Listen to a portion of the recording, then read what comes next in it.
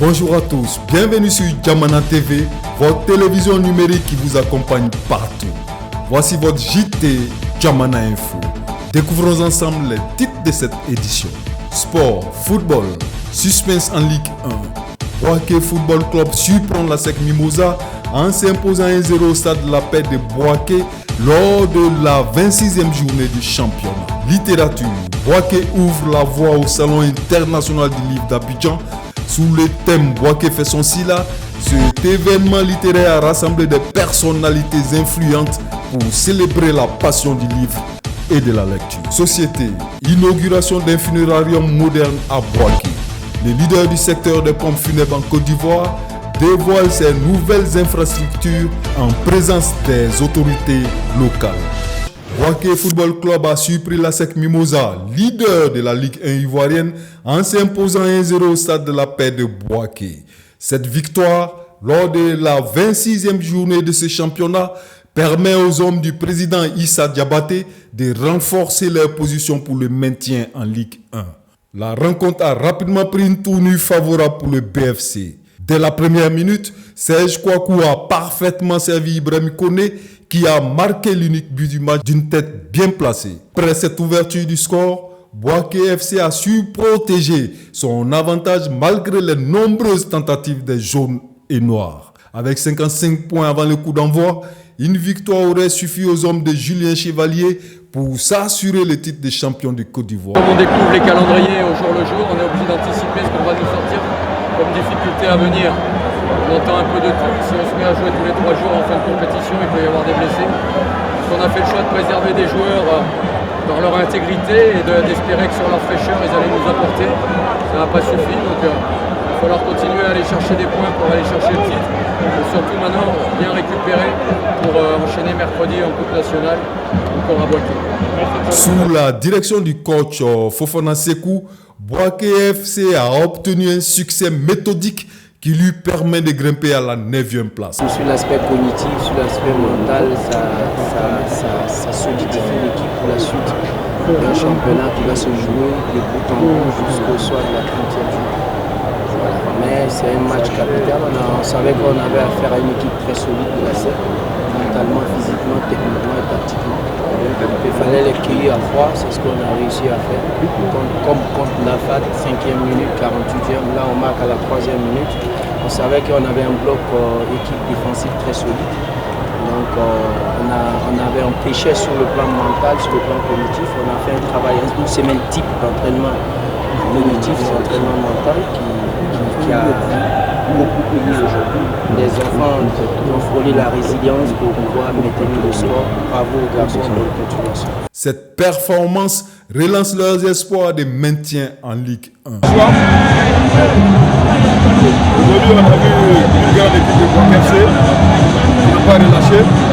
Malgré qu'on a marqué un coup matinal contre la SEC, on a su conserver jusqu'à la fin. C'est une satisfaction pour tout le Boaké parce que je pense qu'en 75%, l'équipe est maintenue en Ligue 1. Bon, la ville a besoin de football à Boaké. Donc quand nous avons lancé l'appel, le 12e homme a répondu. C'est une fierté pour toute la communauté sportive du Boaké. Déjà, à ma qualité de président des sportifs du Boaké Football Club, je tiens du fond du cœur à dire merci à la population de Boaké pour leur mobilisation autour de Boaké Football Club. La SEC, malgré cette défaite, conserve la tête du championnat avec 55 points devant le FC San Pedro qui en compte 45. Le mercredi dernier, Boaké a ouvert la voie aux préparatifs du Salon international du livre d'Abidjan avec l'événement Before Sila, aussi connu sous le nom de Boaké fait son Sila. Cette activité s'est tenue à l'hôtel de ville en présence de nombreuses personnalités, notamment des autorités administratives et politiques, des acteurs du système éducatif, des écrivains, des libraires, ainsi que des élèves et étudiants, tous rassemblés pour célébrer le livre de la lecture. Aujourd'hui, Boaké se lève pour rendre hommage à ce qu'il y a de plus précieux en l'être humain, la pensée, la parole et la transmission.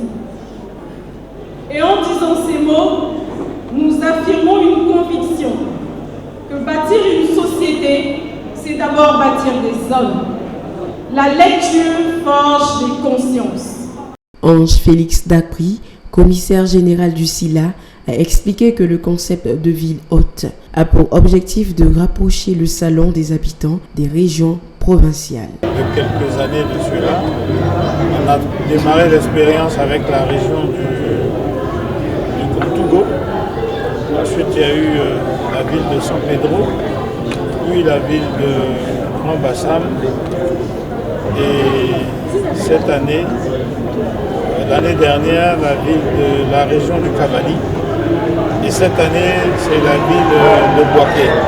Et j'avoue que depuis que nous avons lancé cette vitrine qui a pour but essentiel de valoriser le patrimoine culturel, touristique de façon générale, mais le potentiel littéraire de nos régions. Après des expériences réussies dans d'autres régions, Bouaké s'inscrit dans cette dynamique de décentralisation, démontrant l'intérêt croissant pour le livre et la lecture. À travers cet événement, Before Silla, nous posons un acte fort. Nous affirmons que Bouaké ne se contente pas d'être spectatrice des grandes rencontres culturelles nationales, mais qu'elle en devient pleinement actrice.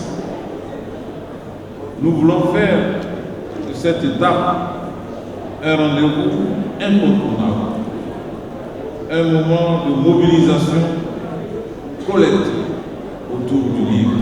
Bouaké fait son SILA a fortement contribué à l'animation de la vie littéraire dans la région de Béké en favorisant les échanges entre auteurs et public. Ivocep, société de pompes funèbres, a inauguré sa nouvelle agence principale à Bouaké. La cérémonie a eu lieu en présence de personnalités influentes de la ville, dont le député maire Amadou Koné, qui est aussi ministre des Transports et des Affaires maritimes, ainsi que Jean-Claude Kwasi, l'ex-ministre gouverneur du district autonome de la vallée du Pondam. Établi sur une superficie de plus de 10 000 mètres carrés et réalisé pour un coût d'environ 1 milliard de francs CFA, le nouveau funérarium comprend 2 salles de levée de corps pouvant accueillir respectivement 350 et 250 personnes, un préau de plus de 400 places ainsi qu'une salle d'exposition pour les prestations funéraires. Christelle Malin, directrice générale adjointe d'Ivocep, a exprimé l'engagement de l'entreprise envers les familles du Béké et des régions du centre et du nord. Ivocep dispose de 53 agences à travers le pays, avec 3 désormais à Bouaké. Le ministre Amadou Koné a souligné l'impact positif de cette infrastructure sur l'organisation des obsèques et sur l'économie locale avec la création d'une 50aine d'emplois directs. Il a également évoqué les collaborations futures pour la réalisation d'un cimetière moderne. Engagement en faveur de notre belle cité. Le funérarium que nous inaugurons aujourd'hui est une infrastructure moderne. Elle a été décrite tout à l'heure par Madame la directrice générale. Ce projet est aussi pour nous porteur d'emploi, créateur d'emploi et porteur aussi d'emploi à Bouaké, surtout pour les jeunes. Ici, à Bouaké, c'est environ une 50aine d'emplois directs que vous créez à travers l'ouverture de ce funérarium. Et ce n'est pas tout. Je disais hier à Madame la directrice générale adjointe qu'il y aura un effet d'entraînement certainement. Il y a plusieurs corps de métier dans le secteur. Nous espérons que les jeunes de Bouaké saisiront toutes les opportunités qui s'offrent à eux, notamment en ce qui concerne donc le secteur floral, en ce qui concerne donc les pierres tombales, ainsi de suite. Mais je voudrais faire faire cette demande qu'avec Ivocep, nous puissions commencer peut-être à négocier, à regarder un certain projet qui nous tient à cœur ici également, dans la continuité de ce qui est fait aujourd'hui.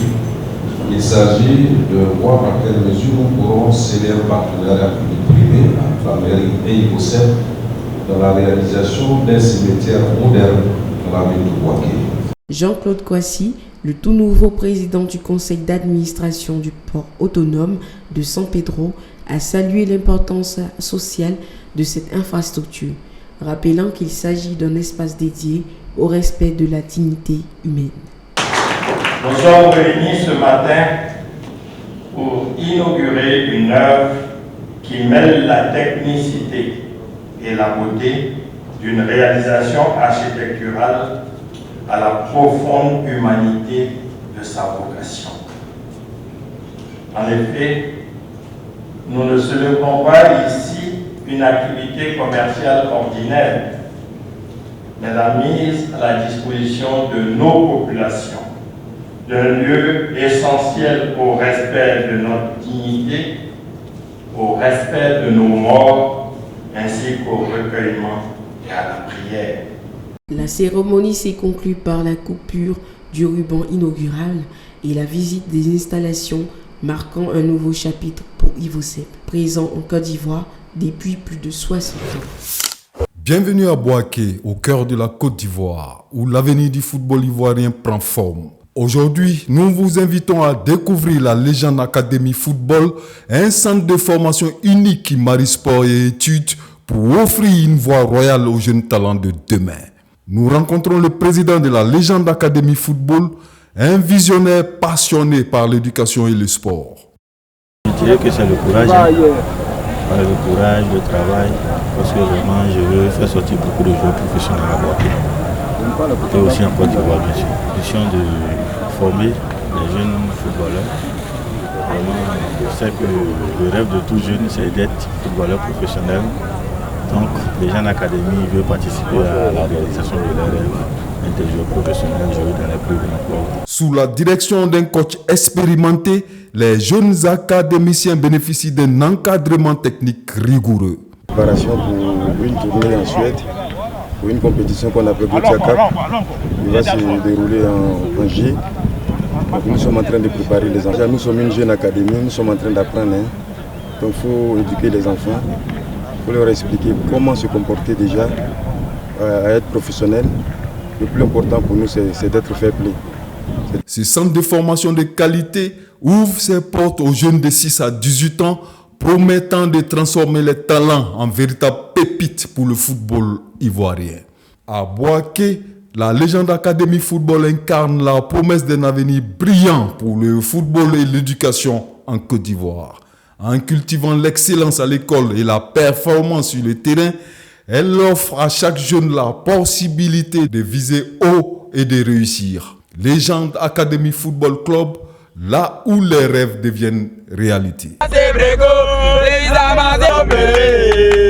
Maman ici a dit